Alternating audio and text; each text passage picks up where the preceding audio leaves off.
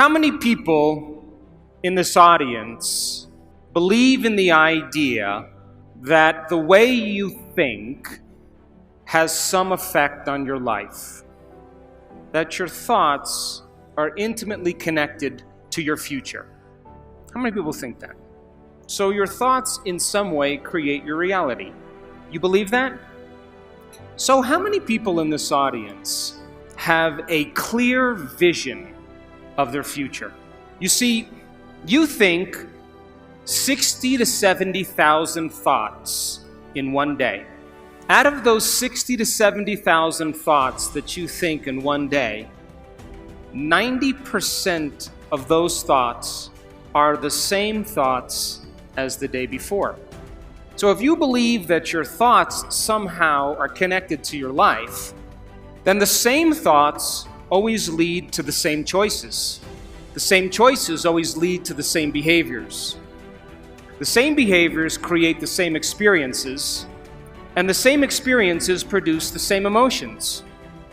And those very same emotions drive the very same thoughts.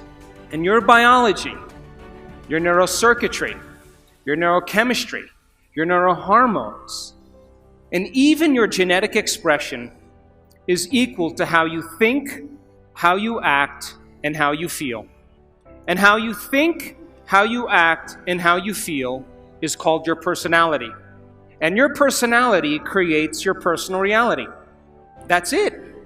So then, if you wanted to create a new personal reality, a new life, then you would have to start thinking about what you've been thinking about and change it. You would have to become aware of your unconscious thoughts and observe them. You would have to pay attention to your automatic habits and behaviors and modify them. And you would have to look at the emotions you live by every single day that are connected to your past and decide if those emotions belong in your future. You see, most people try to create a new personal reality as the same personality, and it doesn't work. You literally have to become someone else. So your brain is organized to reflect everything you know in your life. Your brain is a record of the past. It's an artifact of all the things you've learned and experienced to this moment.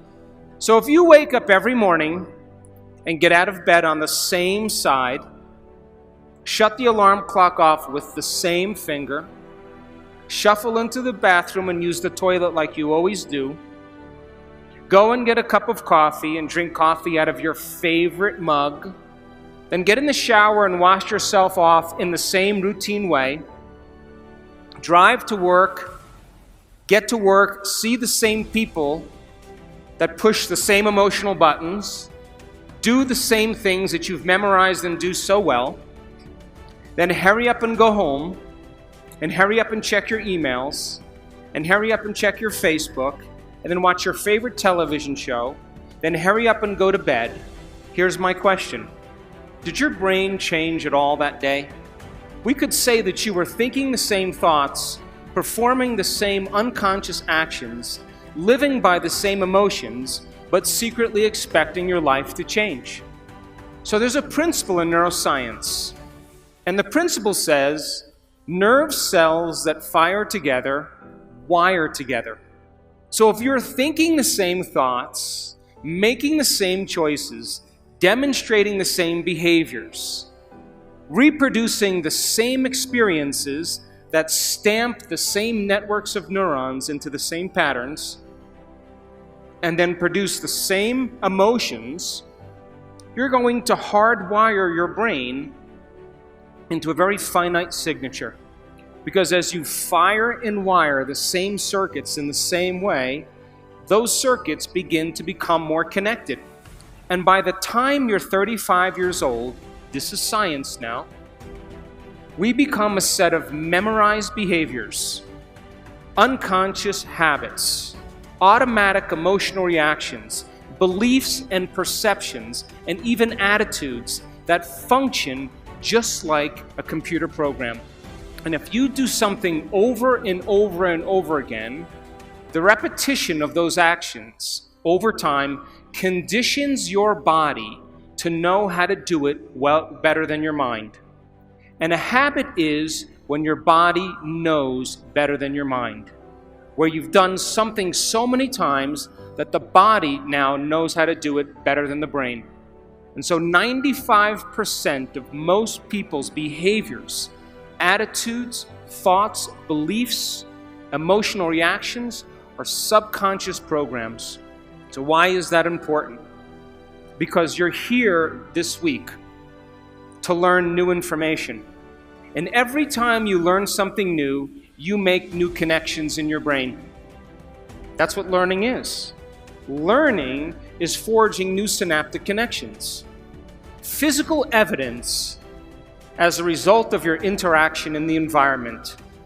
And the footprints of consciousness is called learning, making new connections. When people learned one bit of information, they doubled the number of connections in their brain from 1,300 connections to 2,600 connections.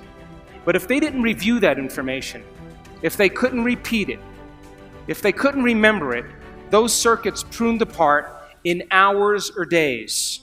So if learning is making new synaptic connections, then remembering is maintaining and sustaining those connections. And you are here this week to learn vital information about creating a future and be defined by a vision of the future instead of the memories of the past. Because if you are not defined by some vision that is bigger than you, and you are not passionate about that vision, then you're left with the old hardware of the past in your brain, and you will be predictable in your life. So would you agree then? New thoughts, new information should lead to new choices. New choices should lead to new behaviors. And new behaviors should create new experiences. And new experiences should produce new emotions. And those new emotions should drive new thoughts. And that's called evolution.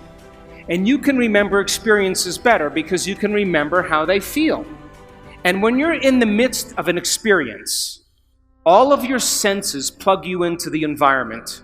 And as you're gathering all of this vital data from your external world, all that information rushes back to your brain, and it causes jungles of neurons to organize themselves into networks.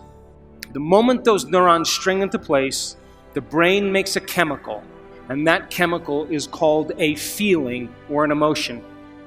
And once you feel that emotion, you create a long-term memory.